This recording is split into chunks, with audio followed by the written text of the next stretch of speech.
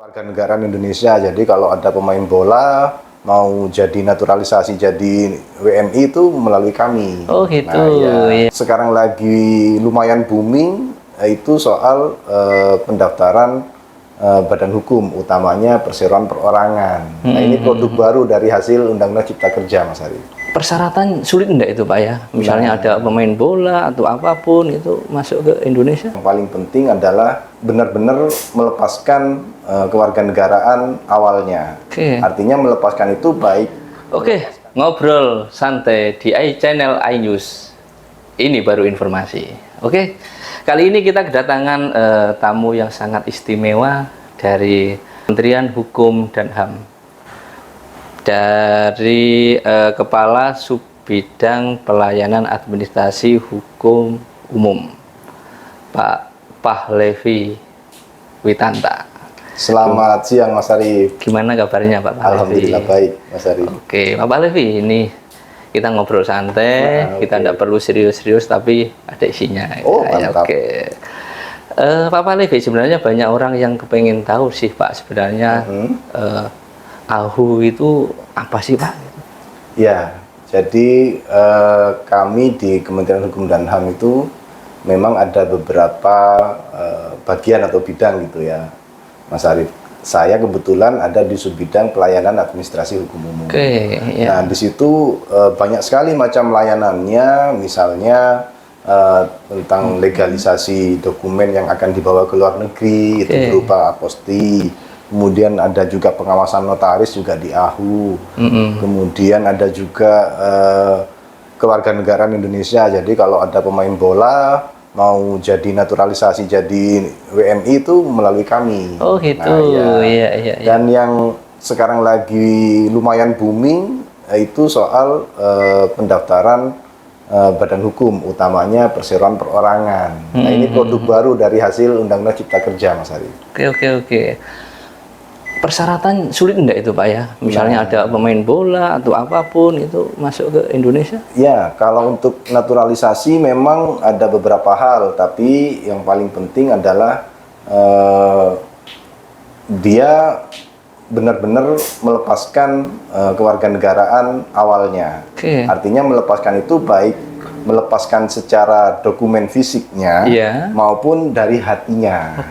Sehingga itu biasanya ada verifikasi faktual, Mas Arief. Jadi dites dulu sejarah Indonesia seperti apa, kemudian dia hafal nggak Pancasila, hafal nggak lagu kebangsaan Indonesia Raya dan sebagainya. Selain dokumen administratifnya juga harus hilang juga, artinya harus dilepaskan kewarganegaraan awalnya, paspornya nanti harus dikembali, paspor asingnya ya harus dikembalikan dan sebagainya. Tidak boleh double itu ya Pak ya? Oh nggak boleh Pak, salah satu. Ya boleh sebetulnya, cuma memang nanti dia tidak bisa mendapatkan, misalkan nih ada orang berkewarganegaraan ganda, dia berisiko nggak bisa BPJS, dia berisiko nggak bisa vaksin, kan gitu jadinya karena KTP-nya belum resmi sebagai warga negara Indonesia. Artinya masih sulit untuk mendapatkan pelayanan lebih ya? Betul, sebagai WNI.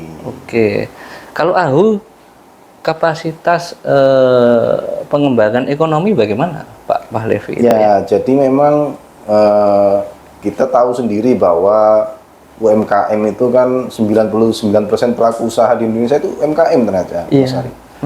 Hanya 1% yang tidak UMKM gitu kan. Nah, cuma dan itu terbukti bahwa selama pandemi misalkan ternyata yang menyelamatkan ekonomi Indonesia itu ternyata UMKM.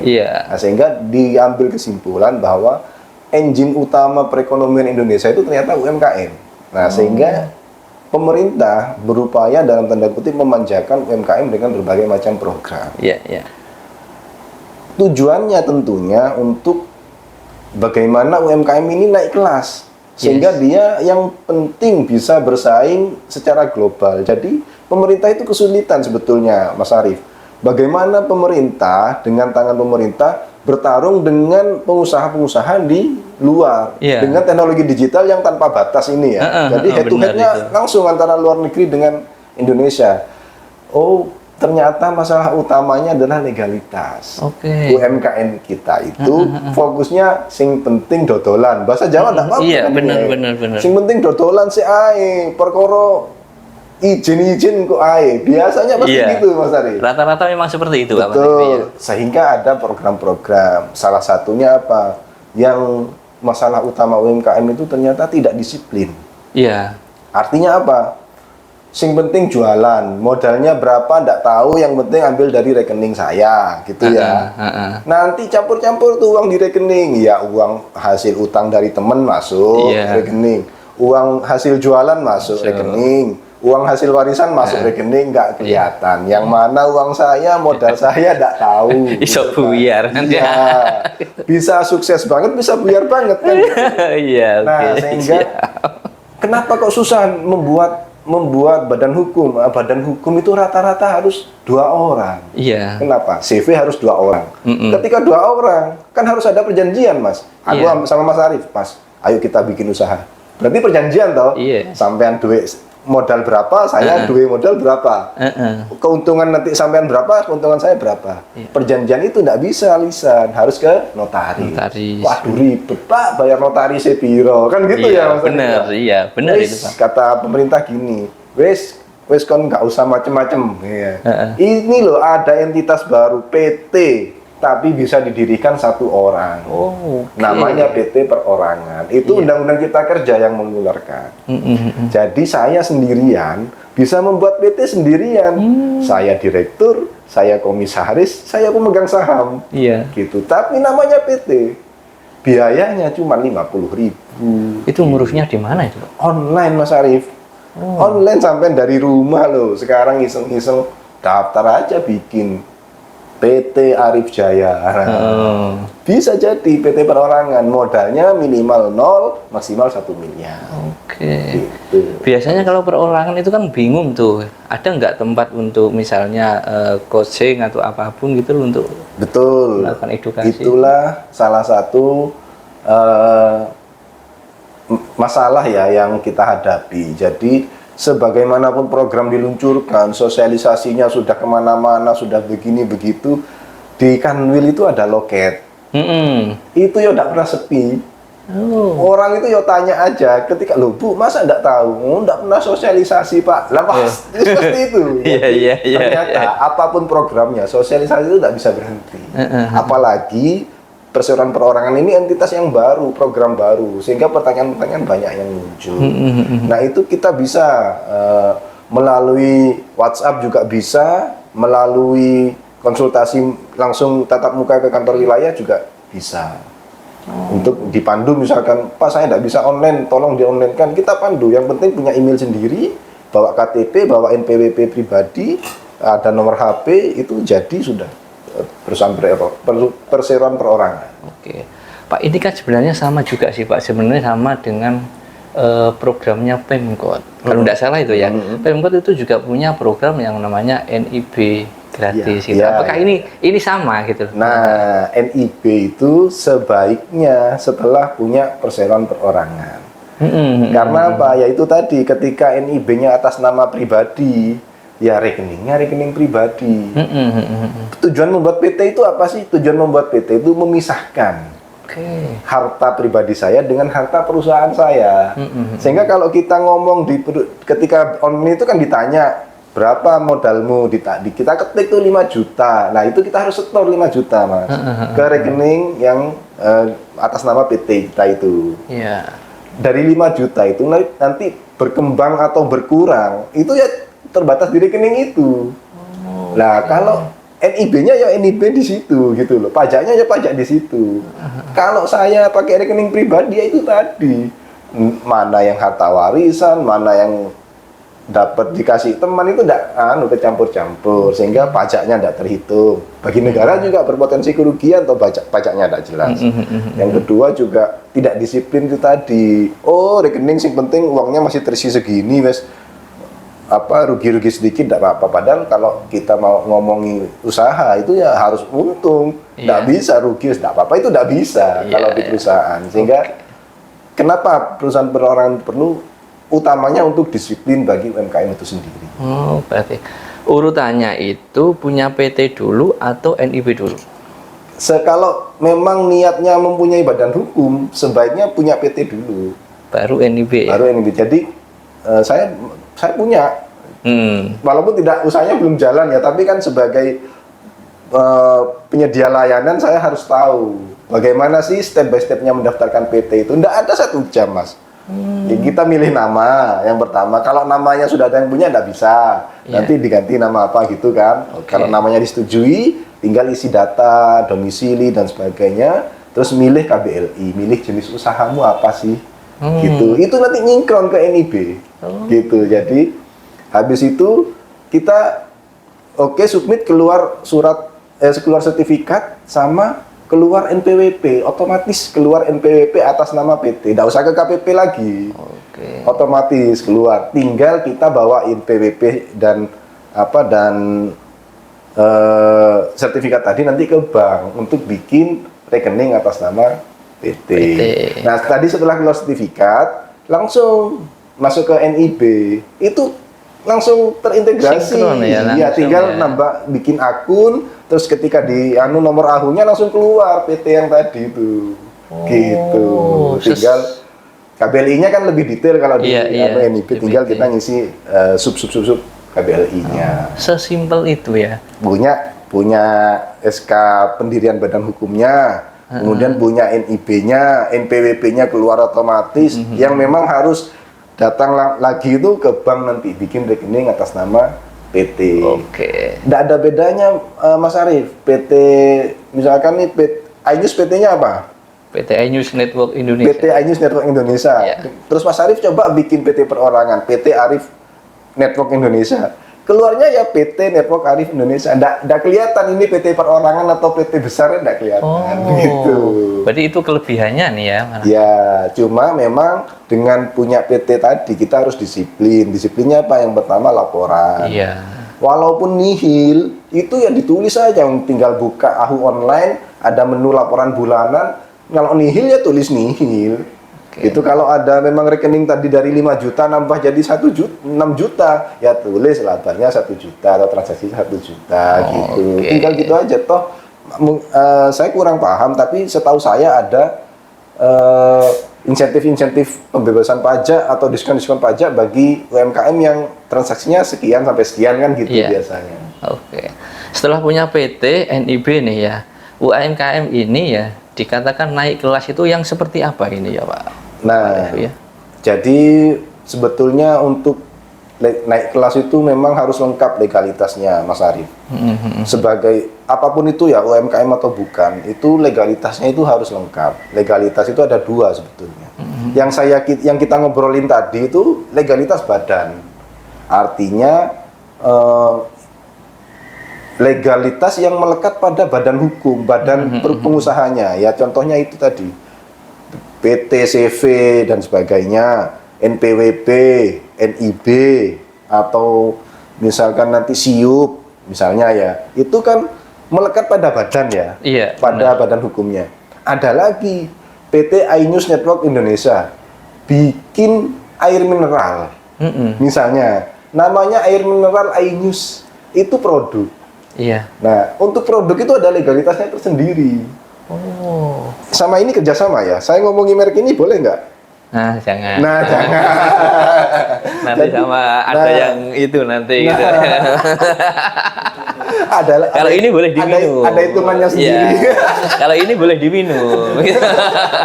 Ada hitungannya sendiri. Nah, jadi itu misalkan untuk air mineral, mereknya iNews misalkan ya. Itu mereknya harus didaftarkan, Mas.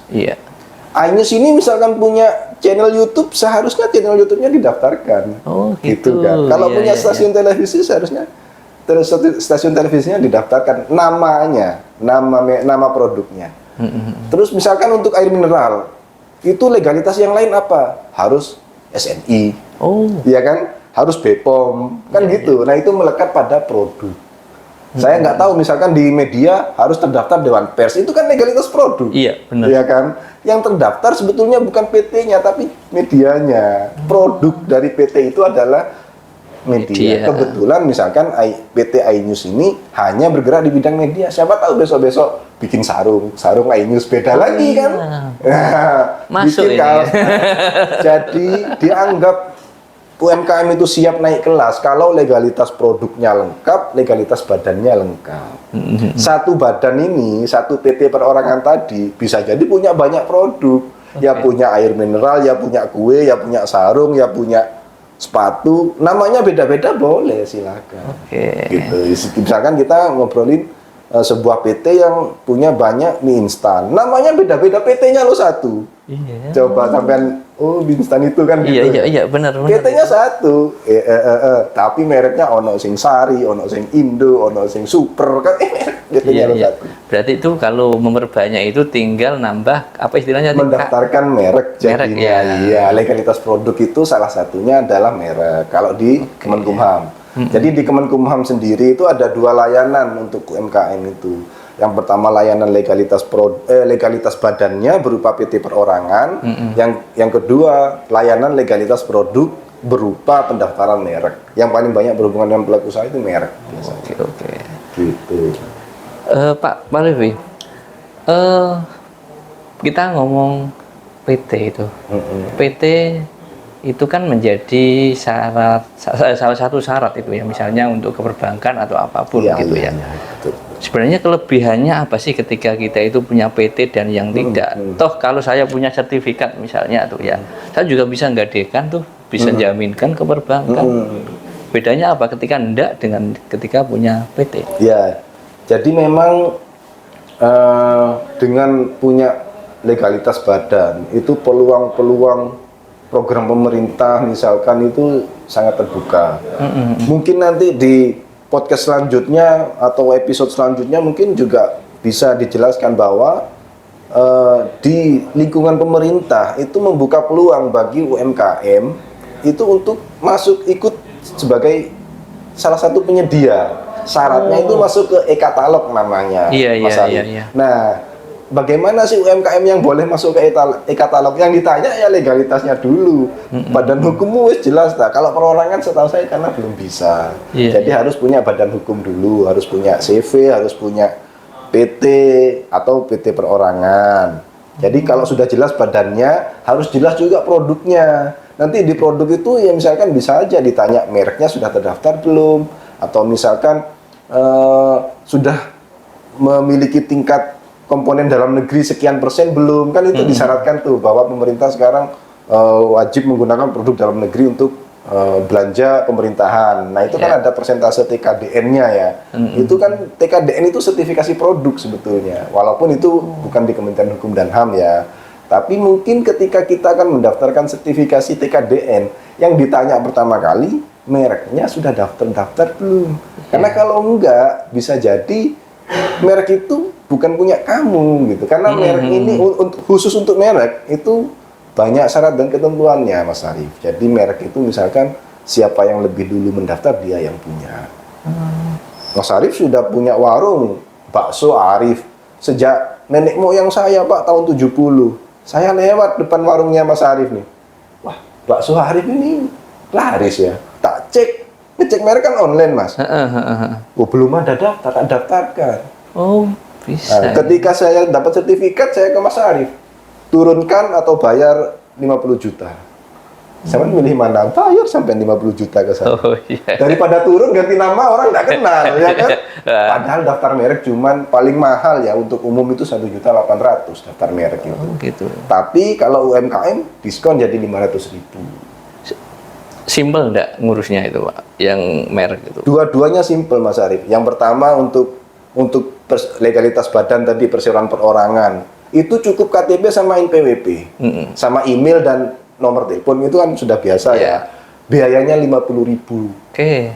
Saya sudah nyoba sendiri itu 1 jam tidak ada, sudah selesai keluar sertifikat. Kalau legalitas produk berupa merek, syaratnya itu cuman logo merek yang akan didaftarkan dan tanda tangan pemohon, foto tanda tangan pemohon. Tapi memang merek itu ada verifikasinya Mas. Jadi daftar sekarang itu kira-kira setengah tahun kemudian baru kelihatan dia ditolak atau diterima. Kenapa? Karena merek itu tidak boleh ada yang mirip, nggak boleh pakai nama orang, Iya. nama orang terkenal misalkan. Terus apa? Nggak boleh hanya menyebutkan barangnya saja, banyak macam-macamnya. Apa syarat dan ketentuannya untuk merek itu? Oke. Gitu. Kalau ngomong soal merek ini kayaknya menarik ya. Dan Nah, ini monggo, sebenarnya- monggo digali lebih lanjut soal merek. Tapi silakan. sebenarnya banyak orang yang kepengen tahu gitu Pak. Mungkin tahapan-tahapannya itu yang mungkin orang itu masih berpikir bahwa buat PT itu sulit, mahal Iya. ya. Buat merek itu mahal, Iya. lama, Lama. kan begitu ya. Iya. Itu banyak orang yang bertanya Iya. gitu loh. Ada terobosan enggak Pak itu Pak untuk itu Pak ya? Ya, kalau kita ngobrol soal bikin PT lama, bikin PT mahal, sudah enggak kan ya? Ya. Karena saya sudah membuktikan sendiri, saya nyoba daftar sendiri, sekarang saya punya PT. Itu pun 1 jam saya daftar sudah selesai, biayanya cuma 50.000. Selesai nih satu urusan nih ya kan, soal PT perorangan bagi UMKM. Bahwa UMKM pun bisa membuat PT murah cepat, itu sudah selesai. Yang kedua soal merek. Memang merek ini secara internasional ada aturan-aturannya, Mas Arief. Iya. Jadi sebelum kita mendaftarkan merek, kita bisa cek dulu merek saya yang akan saya daftarkan ini bisa didaftarkan atau tidak. Itu ada websitenya dgip.go.id. Kalau untuk pendaftaran perseroan perorangan tadi, websitenya ahu.go.id. Kalau untuk merek, dgip.go.id, cek merek. iNews, saya cek aja, diketik iNews, cari, nanti keluar tuh iNews. Kalau iNews untuk jenis misalkan apa jasa pemberitaan media misalkan tidak ada, bisa masuk.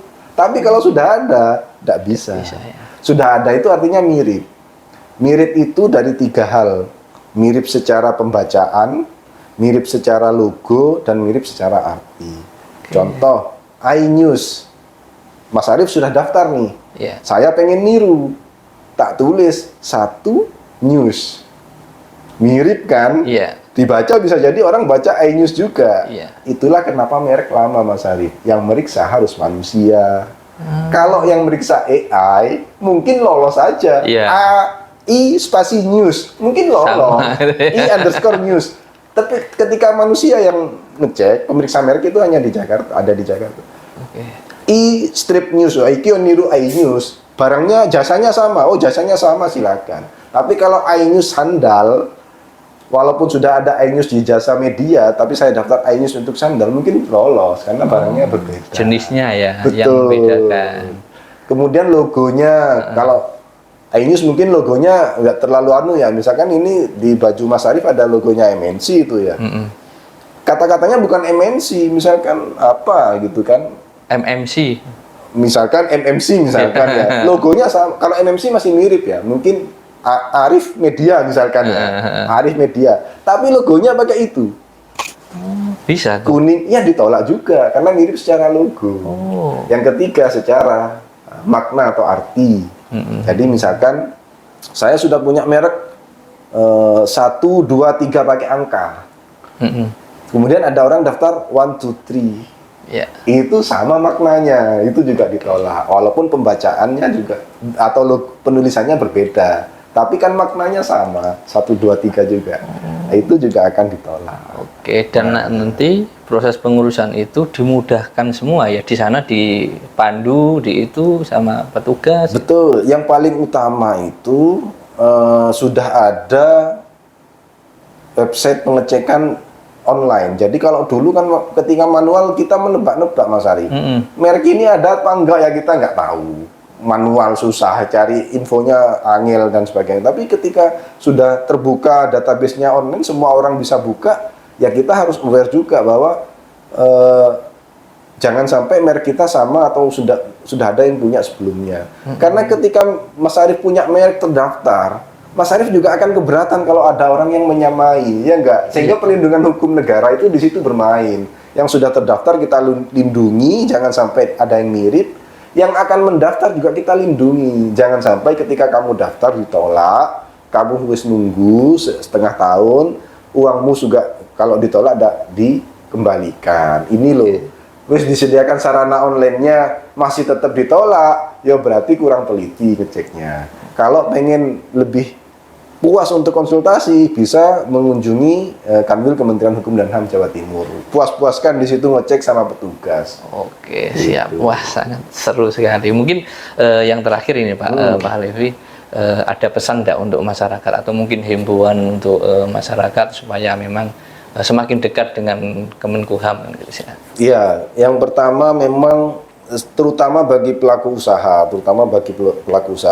Jadi kami pun di pemerintah itu sudah sadar dengan berbagai program-program pemerintah ini berusaha memanjakan UMKM sebetulnya. Nah, peluang ini seharusnya ditangkap sama UMKM itu sendiri. Misalkan tadi untuk menjaga kedisiplinan dalam berbisnis, disiplin itu juga baik bagi UMKM itu sendiri. Jadi rata-rata kan kenapa nggak daftar PT perorangan? Waduh, takut Pak sama pajak. Nah itu nggak disiplin gitu loh. Nggak disiplin itu namanya.